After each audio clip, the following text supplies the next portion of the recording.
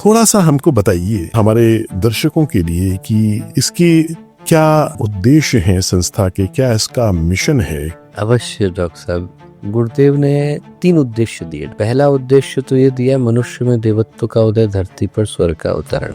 और बहुत साधारण सा चिंतन है जो सही अर्थों में हमारे वेद वेदांत सांख्य परंपरा का चिंतन रहा। और वो चिंतन यही रहा कि जिस ईश्वरीय सत्ता को हर व्यक्ति ढूंढ रहा है वो बाहर नहीं, मनुष्य के भीतर ही विद्यमान है। चाहे हम उसे तत्त्वमसि सोहम कह करके पुकारें, चाहे हम उसे प्रज्ञानम कह करके पुकारें, हम ब्रह्मास्मि कह करके पुकारें, पर जो उपनिषदों का मूल ज्ञान है वो उसी आत्मसत्ता से परिचित कराना है जो हमारे केंद्र के अंदर प्रतिष्ठित है। तो गुरुदेव ने कहा कि यदि ढूंढना है तो उसी को अपने भीतर ढूंढने का प्रयत्न किया जाए।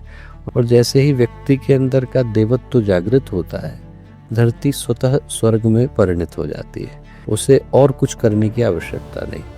प्रधानमंत्री बनते से ही उसके आवास को पा लेते हैं, वैसे ही व्यक्ति जो है देवत्व को प्राप्त करते ही धरती को स्वर्ग अपने आप बना देता है। और उसी को आधार बना करके 2 चिंतन गुरुदेव ने दिए कि मनुष्य के जीवन में दोनों बातें हैं, सौभाग्य भी है, संभावना भी है। संभावना एक ये है कि हम गिरे तो उंगलीमाल बनते हैं, उठे तो बुद्ध बनते हैं। नीचे की तरफ पशु बनने की यात्रा है, ऊपर की ओर परमात्मा बनने का सौभाग्य है।